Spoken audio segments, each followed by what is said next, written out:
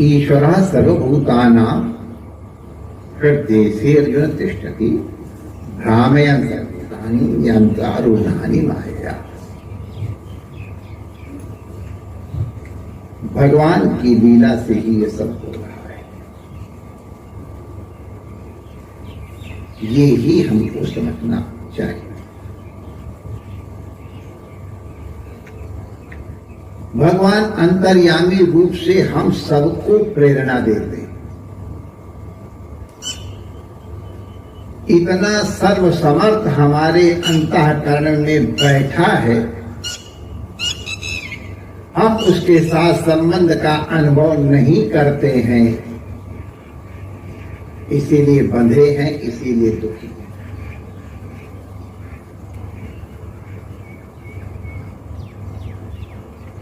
हमारे महापुरुषों ने कहा था, उनसे पूछा गया कौन सा कर्म उचित है, कौन सा कर्म अनुचित है। उनका इसके सबसे बड़े निर्णायक आप स्वयं हो। जब आप कोई गलत कार्य करोगे तो आपका अंतर्यामी, आपका अंतर्मन आपको सचेत करेगा कि आप गलत मार्ग पे जा रहे हो। अब उसकी बात सुनो।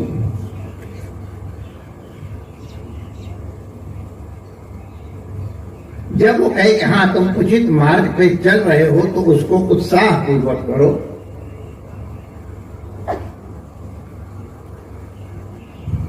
मनुस्मृतिकार कहते हैं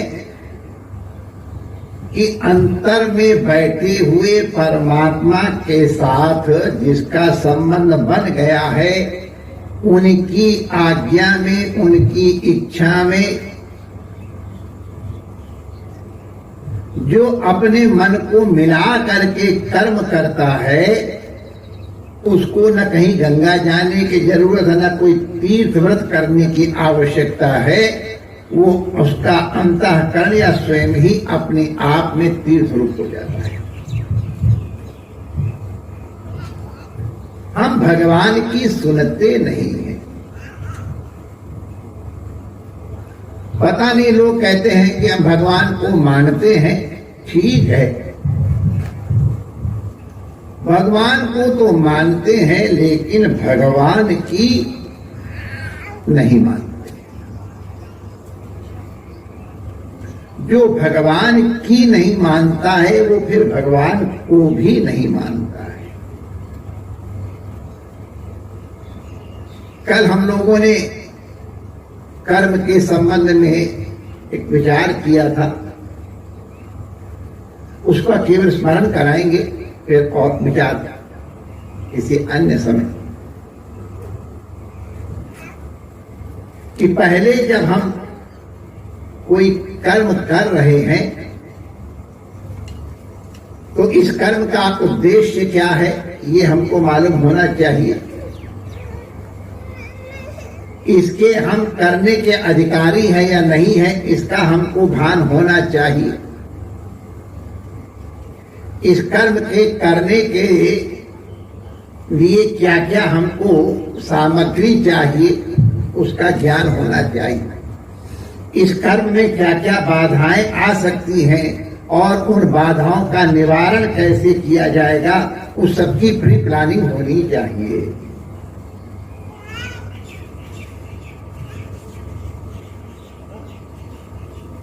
फिर इस कर्म का हमारे साथ संबंध क्या है, इसका भी हमको भान होना चाहिए।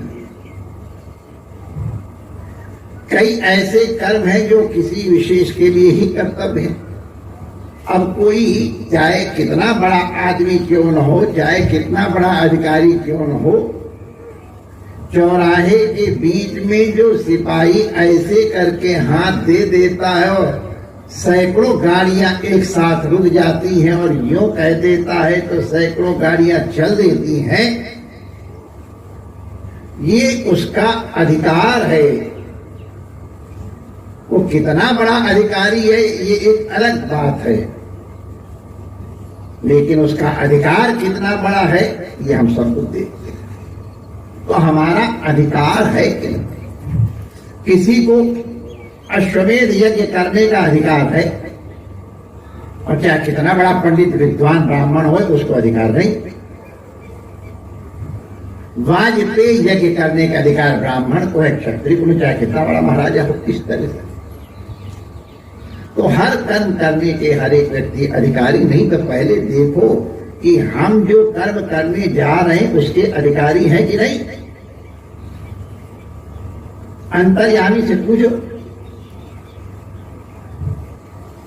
अंतर्यामी माने प्रभु, वही प्रभु अनुग्रह करके सद्गुरु के रूप में प्रकट होते।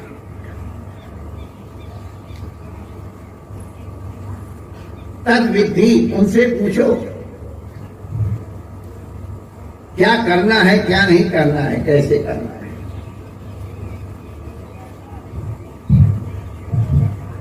अभिमान त्याग करके करना है।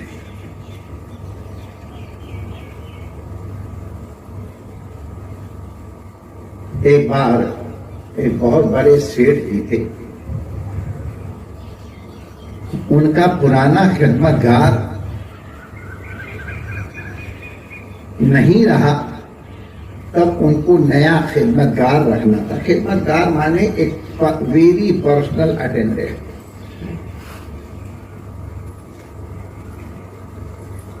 जिसको हमारे संतों में हजूरिया कहते हैं। जी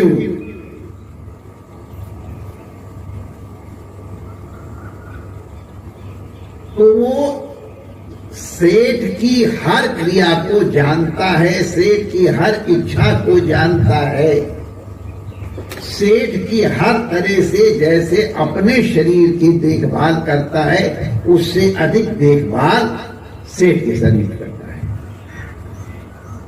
बड़ा पावरफुल व्यक्ति होता है, उसका पद तो कोई बहुत बड़ा नहीं होता है।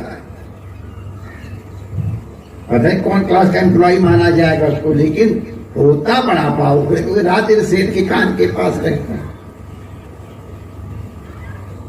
आदरणीय बिरला जी जब चलते थे चार्टर प्लेन में, तो उनके जो सीईओ वगैरह जो बड़े बड़े अधिकारी होते थे वो अलग चलते थे, और उनका जो खिदमतगार था जिसको हुजूरिया कहते वो उनके साथ चलता था। अब समझ लो कितनी बड़ी उसकी। सेठ की हर अच्छी और हर बुरी बात से वाकिफ है और उसको संभाल के रखता है। तो सेठ जी को हजूरिया की जरूरत है, और हजूरिया एक बड़ा कठिन पद है, जैसा हमने आपसे कहा। He knows all the secrets, सब पता होता, सब सुनता है, सब। तो बहुत होशियार होना चाहिए, और सेठ का अत्यंत आज्ञाकारी होना चाहिए, उनकी इच्छा को पहचानने वाला।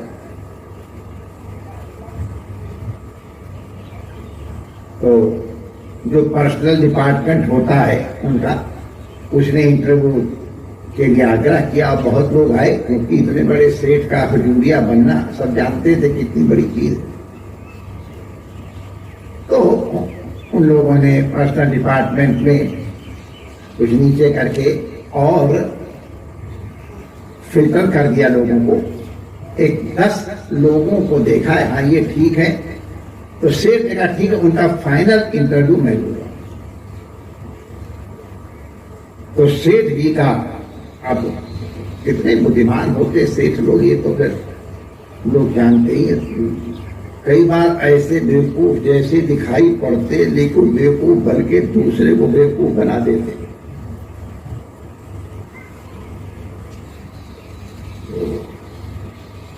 इंटरव्यू शुरू हुआ। आओ भाई, क्या नाम तुम्हारा?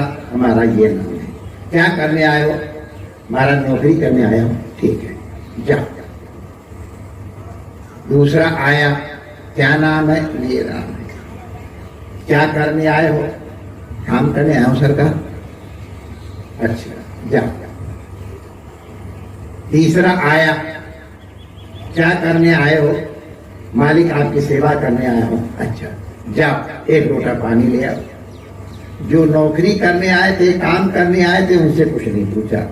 जिसने काम सेवा करने आए उससे कहा जाओ एक लोटा पानी ले आओ। एक लोटा पानी लेके आया, फेंक दो, तो फेंक दिया। क्यों फेंका? आपने कहा था फेंक दिया। अच्छा ठीक है, जा। फिर एक व्यक्ति आया, क्या नाम है? ये नाम है।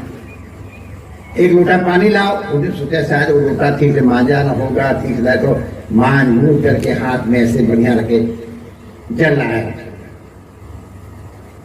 फेंक दो। ये फेंक दिया। क्यों फेंका? मालिक आपने कहा था फेंक दिया है। ठीक। एक और आया, क्या नाम तुम्हारा? ये हमारा नाम ये है। क्या करने आए हो? मालिक आपकी सेवा करने का भाग्य मिलेगा इसलिए आया हो। जाओ एक लोटा पानी ले आओ। ले आया, फेंक दो। फेंक दिया। क्यों फेंका? जो गलती हो गई, मैं अभी दूसरा लोटा लेके आता हूँ, माफ किया जाए। हो गया तो नियुक्त हो गए। मालिक की गलती या मीनमेट निकालना सेवा करना, अंतर्यामी की बात सुनना। जो भगवान तुमको निर्देश हर व्यक्ति को देते हैं, पापी को भी देते, क्योंकि पापी के भी हृदय में भगवान है। पापी को आखिर पाप करने की सामर्थ्य कौन देता है? वही देते हैं। भगवान पापियों को भी भोजन देते हैं, नहीं उनको भूखा मार दें।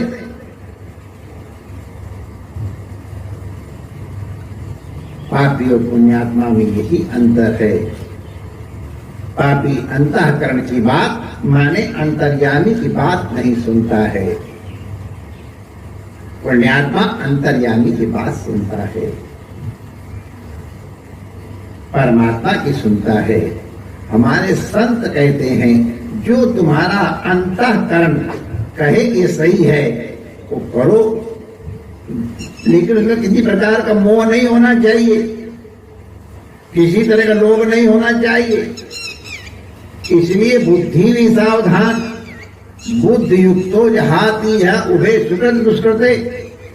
बुद्धि सावधान हो, मन लिपाए मान न हो, इंद्रिया विषयासक्त न हो, ऐसा व्यक्ति ही अंतःकरण की बात सुन समझ सकता है।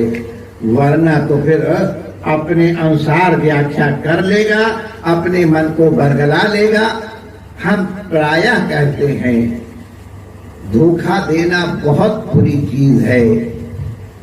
किसी को धोखा न दो, जानबूझ के तो मत दो, लेकिन चलो तुष्यत दुर्जनन में आए न, दुनिया को धोखा दो, लेकिन कम से कम अपने लिए ट्रू बने रहो, अपने आप को धोखा मत दो। अगर आप अपने आप को धोखे में नहीं डालोगे तो भी संभलने का, बचने का और कल्याण के पथ पे चलने का बहुत कुछ भरोसा किया जा सकता है। अंतर्यामी का अनुसरण करो और फिर इसके बाद कर्म करो, जिसके विषय में हम लोग चर्चा कर रहे थे कि उसकी 4 प्रकार से परीक्षित हम कर्म में अगर संलग्न होंगे तो वो योग बन जाएगा। और योगो भगवत दुख कहा, योग तुम्हारे समग्र दोषों को, समस्त दुखों का नाश कर देगा और आप परमानंद की अनुभूति करेंगे। परमात्मा आप सबका मंगल करे। पूज्य संतों और विप्रदेवों को प्रणाम करते हैं तथा यहाँ उपस्थित तथा हमारे समग्र विज्ञान के माध्यम से उपस्थित आप सभी सुधीजनों को परमात्मा के अनुग्रह का अनुभव हो, इसी प्रार्थना के साथ अपनी वाणी को विराम देते हैं। जय श्री कृष्ण।